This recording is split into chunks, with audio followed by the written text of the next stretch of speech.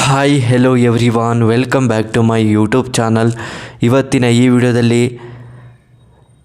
Alien ಮೂವಿಯ review ಮಾಡ್ತಾಯಿದ್ದೀನಿ. ಈ ಮೂವಿಯ ಸ್ಟೋರಿ ಏನು, ಬಜೆಟ್ ಏನು, ಕಲೆಕ್ಷನ್ ಏನು, ಯಾವ ಭಾಷೆಯಲ್ಲಿ ಬಿಡುಗಡೆಯಾಗಿದೆ, ಯಾರ್ಯಾರು ನಟ ನಟಿಯರು ಇದ್ದಾರೆ, ಹಾಗೆಯೇ ಈ ಮೂವಿಯ ಹಲವಾರು ಮಾಹಿತಿಗಳನ್ನು ಈ ವಿಡಿಯೋದಲ್ಲಿ ತಿಳ್ಕೊಬರೋಣ. ಅದಕ್ಕೂ ಮುಂಚೆ ನಮ್ಮ ಚಾನಲ್ಗೆ ಸಬ್ಸ್ಕ್ರೈಬ್ ಆಗಿಲ್ಲ ಅಂದರೆ ಸಬ್ಸ್ಕ್ರೈಬ್ ಮಾಡಿಕೊಂಡು ಕೆಳಗಡೆ ಕಾಣ್ತಿರೋ ಬೆಲ್ಲೈಕನ್ನು ಕ್ಲಿಕ್ ಮಾಡಿಕೊಳ್ಳಿ. ಬನ್ನಿ ಗಾಯ್ಸ್, ಇವತ್ತಿನ ವಿಡಿಯೋವನ್ನು ಶುರು ಮಾಡೋಣ.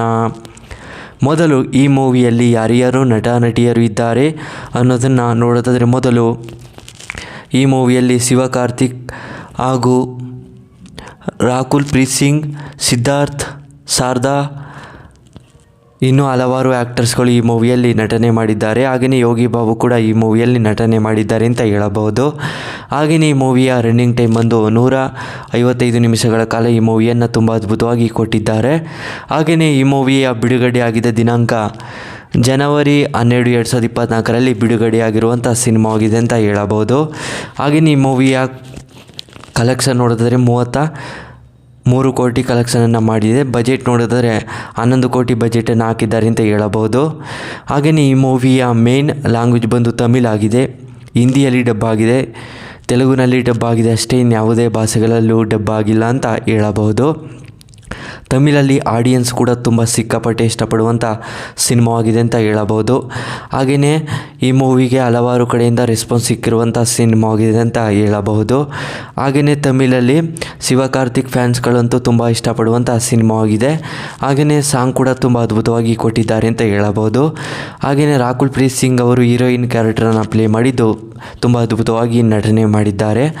ಹಾಗೆಯೇ ಈ ಮೂವಿಯ ಒಂದನೇ ಸ್ಟೋರಿ ಹೇಳೋದಾದರೆ, ಒಂದು ಏಲಿಯನ್ ಅನ್ನೋದು ಭೂಮಿ ಮೇಲೆ ಬರುತ್ತೆ.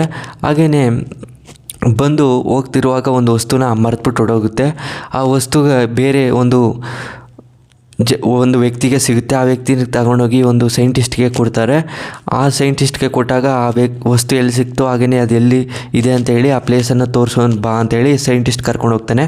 ಹಾಗೆಯೇ ಕರ್ಕೊಂಡೋಗಿ ಆ ಪ್ಲೇಸ್ ತೋರಿಸಿದಾಗ ಅಲ್ಲಿ ಒಂದು ದೊಡ್ಡ ಮುಚ್ಚೋಗಿರೋ ಫ್ಯಾಕ್ಟ್ರಿ ಸಿಗುತ್ತೆ.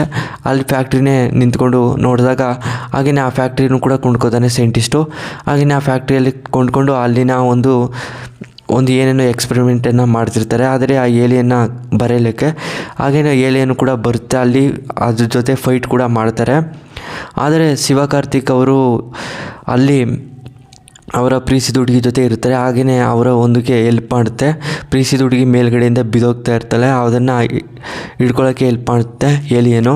ಹಾಗೆಯೇ ಶಿವಕಾರ್ತಿಕ್ ಕೂಡ ಏಲಿಯನು ಅಂತ ಗೊತ್ತಾಗಿ ತುಂಬ ಭಯ ಬಿಡ್ತಾರೆ. ಆದರೆ ಏಲಿಯನು ಕೂಡ ಅವರಿಗೆ ಏನೂ ಮಾಡೋದಿಲ್ಲ. ಶಿವಕಾರ್ತಿಕ್ ಕೂಡ ತುಂಬ ಇಷ್ಟಪಟ್ಟು ಶಿವಕಾರ್ತಿಕ್ ಅವ್ರೇನು ಮಾಡ್ತಾರೆ ಅಂದರೆ, ಅವರು ಪ್ರೀತಿಸಿದ ಹುಡುಗಿ ಜೊತೆ ಒಂದು ಎಂಜಾಯ್ಮೆಂಟನ್ನು ಮಾಡ್ತಿರ್ತಾರೆ. ಆದರೆ ಏಲಿಯನ್ ಬಗ್ಗೆ ಗೊತ್ತಿರೋದಿಲ್ಲ. ಹಾಗೆಯೇ ಅದು ಏತಕ್ಕೆ ಬಂದಿದೆ ಅಂತ ಆವಾಗ ಅದ್ರ ಬಗ್ಗೆ ಎಲ್ಲ ಹೇಳಿದಾಗ ಏಲಿಯನ್ನೇ ಶಿವಕಾರ್ತಿಕ್ ಅದಕ್ಕೆ ಹೆಲ್ಪ್ ಮಾಡಬೇಕು, ಹಾಗೆಯೇ ಅದಕ್ಕೆ ಸಿಕ್ಕಿರೋ ವಸ್ತುವನ್ನ ತೆಗೆದುಕೊಡ್ಬೇಕು ಅಂತೇಳಿ ಶಿವಕಾರ್ತಿಕ್ ಅವರೇ ಹೋಗಿ ಆ ಒಂದು ವಸ್ತುನ ತಗೊಂಡ್ಬಂದು ಕೊಡ್ತಾರೆ.